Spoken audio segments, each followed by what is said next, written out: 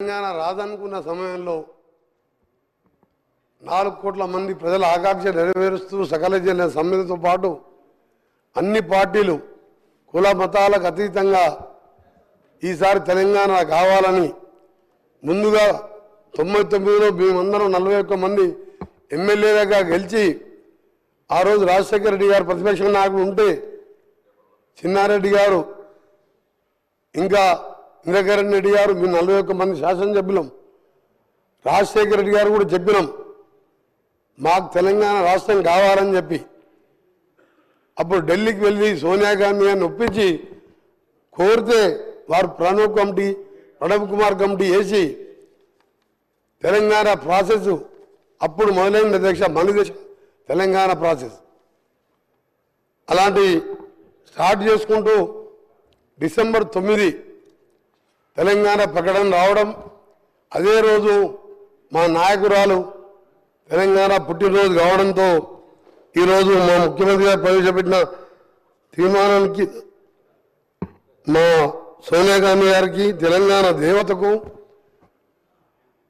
నా యొక్క శుభాకాంక్షలు తెలియజేసుకుంటూ వారికి మద్దతు ఇస్తూ ఈరోజు చరిత్రలో నిలిచిపోయే రోజు ఇది మన అస్తిత్వానికి ప్రతీకలైన వ్యవసాయం చేసుకునే తల్లిని ఇవాళ తెలంగాణ తల్లి రూపంలో గౌరవించుకునే సందర్భం 4 కోట్ల మంది ప్రజల కోరిక తీరిన రోజు ప్రకటన వచ్చిన రోజు నాకు 4 కోట్ల మందితో నాకు తెలంగాణ అంటే ఎక్కడ లేని అభిమానం అందుకే ఆ రోజు పిల్లలు చనిపోతుంటే ముఖ్యంగా మా నల్గొండ జిల్లా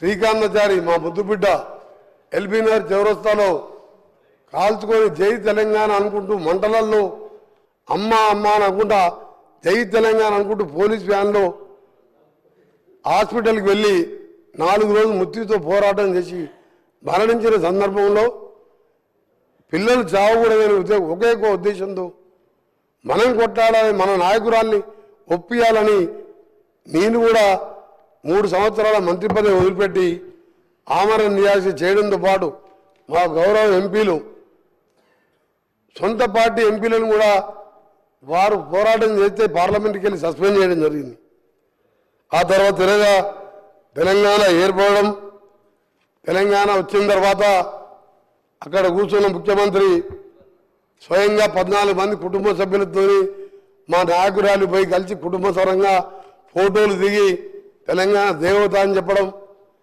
ఇదే కుర్చీలో కూర్చొని మేము ఇక్కడ కూర్చున్నాం 2014లో వారు సరే 1,00,000 అబద్ధాలు చెప్పిండా 200 లక్షల అబద్ధాలు చెప్పిండా ఆ అధికారం వచ్చింది అక్కడ కూర్చున్నాడు మేము ఇక్కడ కూర్చొని మొదటి సభలో ఎవరు ఒప్పుకున్నా ఒప్పుకోకపోయినా సోనియా గాంధీ లేకుంటే ఈ జన్మలో కాదా మరో జన్మలో కూడా తెలంగాణ వచ్చేది కాదు ఆమె పుణ్యాన తెలంగాణ వచ్చింది అని చెప్పి సభలో అందరి సమక్షంలో వారు ప్రకటించడం జరిగింది నేను కూడా సభలో ఉన్నాం తెలంగాణ ప్రజలు ఉన్నది మీ రికార్డులో కూడా ఉన్నది ఈరోజు అలాంటి సోనియా గాంధీ పుట్టినరోజుతో పాటు తెలంగాణ అస్తిత్వానికి ప్రతీకలైన ఒక అమ్మ లాంటి తెలంగాణ తల్లిని ఈరోజు ఆవిష్కరించుకుంటూ పోతున్న సందర్భంలో వాళ్ళు ఆ నాయకుడు కనీసం వచ్చి శుభాకాంక్షలు చెప్పేది పోయి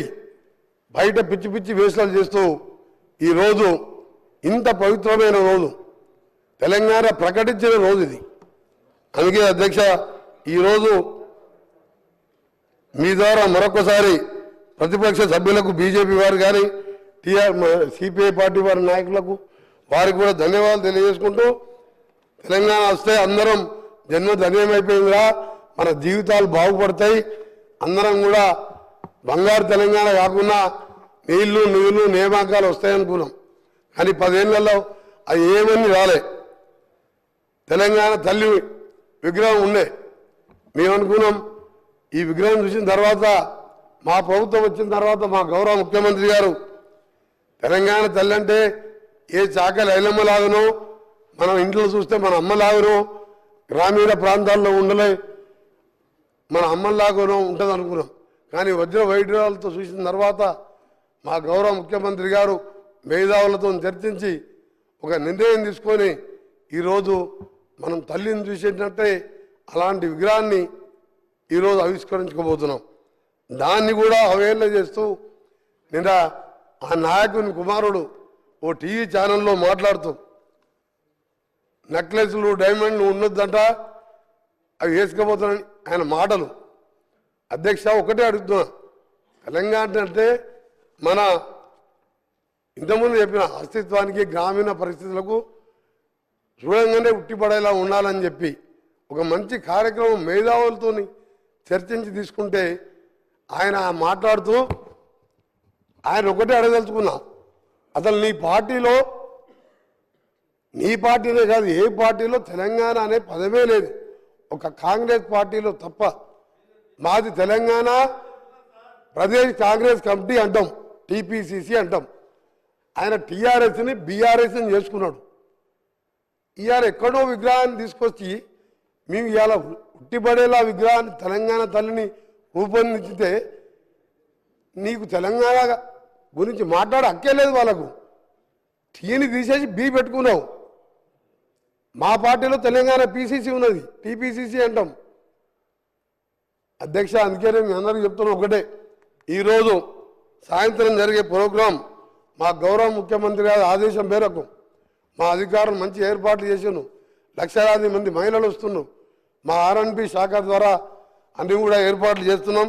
మేమందరినీ కూడా పేరు పేరున మీ అందరికీ సవినయంగా కోరుకుంటూ, కొందరి పదవి పోయిందనో ఏదో రాజ్యం పోయిందనో ఈరోజు వాళ్ళు మాట్లాడే మాటలు నమ్మకుండా తెలంగాణ ప్రజలకు విజ్ఞప్తి చేస్తున్నా. ఈ సభ ద్వారా మీ ద్వారా స్వచ్ఛందంగా అందరూ తరలి వచ్చి తెలంగాణ తల్లితో పాటు ఈరోజు 10 ఏళ్ల తర్వాత నిజంగా వచ్చిన తెలంగాణ, అప్పుడైతే అసలు ప్రజాపాలన తెలంగాణ డిసెంబర్ 7, 2023 వచ్చింది.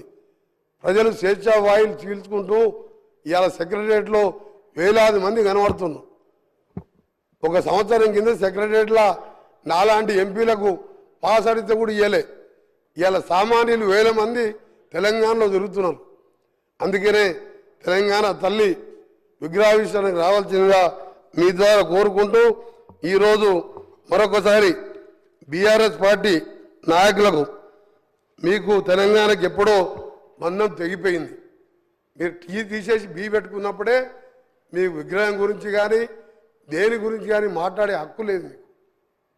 అందుకనే మీ నాటకాలు ఆపిపెట్టి గౌరవ ప్రతిపక్ష నాయకుని చెప్తున్నా, అక్కడ కూర్చొనేమో దేవతన్నావు, 14 మంది కుటుంబ సభ్యులపై కాళ్ళు మొక్కొచ్చినావు. నువ్వు లేకుంటే తెలంగాణ వచ్చేదే కాదు తల్లి అన్నావు. ఇవాళ ఏం మార్పు వచ్చింది? ఇచ్చిన రుణం తీసుకోకుంటే కనీసం పుట్టినరోజు కూడా నువ్వు శుభాకాంక్షలు చెప్పలేదంటే తెలంగాణ మర్యాద ఇదేనా? అధ్యక్ష ఊళ్ళో అంటారు తెలంగాణలో, ఇంటికి వచ్చిన వారిని ఇంటికి వచ్చిన వారి మర్యాద చేసి కాళ్ళకు నీళ్ళు ఇచ్చి అన్నం పెట్టి పంపించే మర్యాద తెలంగాణ ప్రజలది.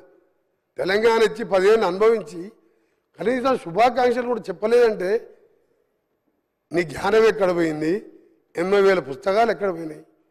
మీ పిల్లలకు నేర్పి ఆ పిల్లలు బయట టీషర్ట్లు వేసుకొని రోడ్ల మీద లొల్లి పెడుతున్నంట.